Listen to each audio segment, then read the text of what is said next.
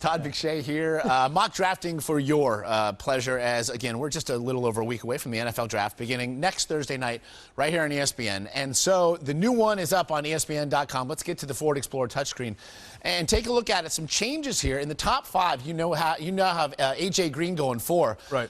And then follow closely behind. We haven't seen him quite yet, but at 6, Julio Jones, right. Perhaps on the strength of that impressive combine workout. What has he done now to get all the way up to 6? I think it's less about what he's done and more about Cleveland looking at their team and saying, you know what, we need a wide receiver, a go-to guy. We drafted Muhammad Massaquoi and Brian Robisky in the 2nd round a couple years ago, and they're good players. They're going to be good number 2s, number 3s, but not a number 1 premier target for Colt McCoy.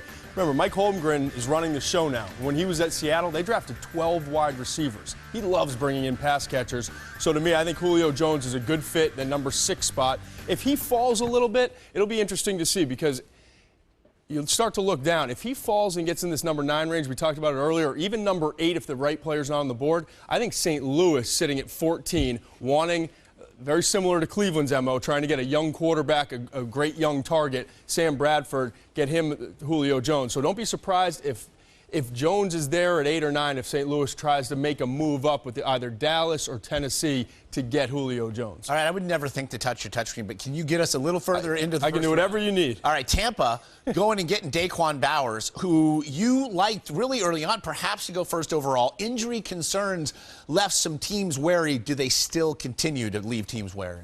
They do, and I think he's going to fall. I really do, Josh, and I hate to say it because he's a great football player, and I've graded him out as one of the premier talents in this year's class on tape from this past season. But there is the 1 year of tape, and before that, a little bit of an underachiever. I'm not as concerned about that, and I don't think teams are. I think the biggest concern, as you mentioned, is with the knee.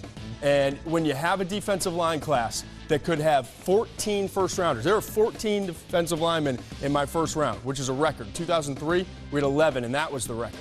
So we're talking about a very deep class with a lot of options at defensive end, and that's why I think some teams will pass on him and he could get all the way down to 20. I talked to a defensive line coach in the NFL last night.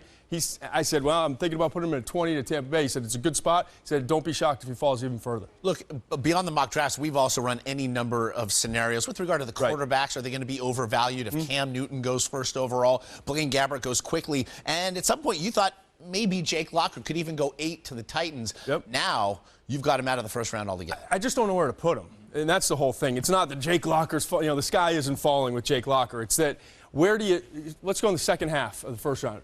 Everyone talks about Jacksonville's kind of the last team that could possibly they're not taking a quarterback at 16. They're not.